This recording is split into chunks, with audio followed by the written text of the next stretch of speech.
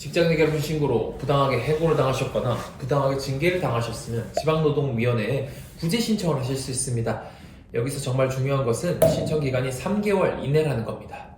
시간이 정말 중요한 사건입니다. 제 지인 사건은 어떻게 됐냐고요? 제가 아는 분이 직장 내 괴롭힘을 신고했습니다. 그런데 며칠 뒤에 회사에서 갑자기 징계위원회를 소집하더라고요. 그 신고자를 대상으로요. 징계 사유를 보니까 대부분 사실이 아닌 것들이었고 절차도 제대로 지켜지지 않았습니다. 누가 봐도 신고에 대한 보복이었습니다. 오늘 질문 드릴게요. 직장 내 괴롭힘 신고자에게 이렇게 해도 되는 걸까요? 답부터 말씀드리면 사업주가 3년 이하의 징역까지 갈 수 있는 명백한 위법행위입니다. 안녕하세요. 인사노무 사건을 다루는 변호사 이무균입니다. 오늘 영상은 제가 정말 꼭 찍고 싶었던 주제입니다. 직장 내 괴롭힘 상담받으러 오시는 분들 중에 여러가지 아픈 사연을 가지고 있는 분들이 이런 분들입니다. 내가 용기 내서 증거 모으고 직장 내 괴롭힘 신고했는데 신고했다는 이유로 내가 믿었던 회사에서 보복을 당하시는 분들입니다. 해고 당하시는 분, 부당한 부서로 이동당하시는 거, 갑자기 징계위에 해부되시는 분, 평가에서 의도적으로 낮은 점수를 받으시는 분 등 오늘 4분만 시간 내주세요. 법이 신고자를 어떻게 보호하는지, 그리고 회사가 보복하면 어떻게 대응해야 되는지 정확하게 알려드리겠습니다. 먼저 법조문부터 보겠습니다. 근로기준법 제76조의 3, 제6항입니다. 사용자는 직장 내 괴롭힘 신고를 한 근로자 및 피해 근로자 등에게 해고나 그 밖에 불리한 처우를 해서는 안 된다. 그리고 이 조항을 위반하면 처벌 조항이 같이 따라옵니다. 3년 이하의 징역 또는 3천만 원 이하의 벌금입니다. 이게 얼마나 무거운 처벌이냐면 단순 폭행죄보다 더 중하게 처벌받습니다. 법이 그만큼 직장 내 괴롭힘 신고자를 두텁게 보호하고 있는 겁니다. 자, 그러면 처음 질문으로 돌아가 보겠습니다. 신고자를 대상으로 노동청 절차가 진행 중인 상황에서 징계위원회를 소집해도 될까요? 법적으로 분명히 말씀드릴게요. 원칙적으로 당연히 안 됩니다. 물론 회사가 이렇게 변명할 수 있습니다. 신고와 무관하게 이 직원은 원래 징계 사유가 있었습니다. 그런데 법원과 노동위원회는요, 신고 시점과 징계 시점의 시간적 근접성을 매우 엄격하게 봅니다. 신고 직후에 갑자기 징계위원회가 열렸다? 그것만으로 보복으로 추정한다는 판단이 충분히 될 수 있겠습니다.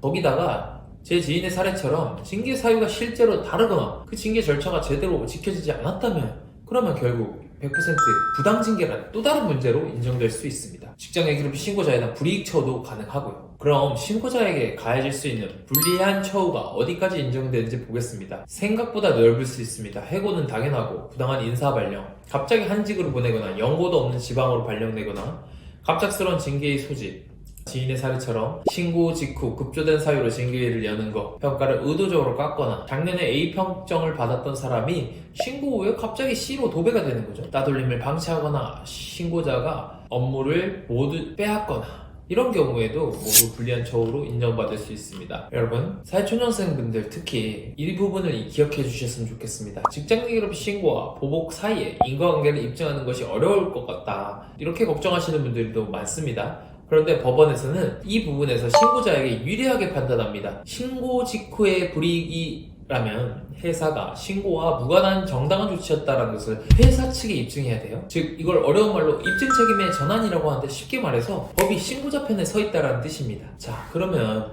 이런 보복을 당하시면 어떻게 대응해야 되냐, 4가지로 정리해 둘게요. 첫 번째로 또 증거입니다. 모든 절차를 기록으로 남기시고 징계위원회 소집이라든지 징계 사유서라든지 회의록이라든지 결과 통보서까지 다 받아서 보관하십시오. 회사 이메일 말고 개인 이메일로 백업하시는 게 안전합니다. 두 번째, 징계위원회 출석은 하시되 의견서를 서면으로 제출하십시오. 구두로만 끝내지 마시고 이 징계 사유는 사실과도 다르고 직장 내 괴롭힘 신고에 대한 보복으로 보입니다. 이 내용으로 정확하게 서면으로 의견 표시를 하십시오. 세 번째로, 노동청에 추가로 진정을 하시길 바랍니다. 직장 내 괴롭힘 신고에 대해서 신고자에 대한 불리한 처우를 별도로 신고할 수 있습니다. 이건 형사처벌까지 이어지는 사안이라 노동청도 매우 엄중하게 보고 있습니다. 그 와중에 직장 내 괴롭힘 신고로 부당하게 해고를 당하셨거나 부당하게 징계를 당하셨으면 지방노동위원회에 구제 신청을 하실 수 있습니다.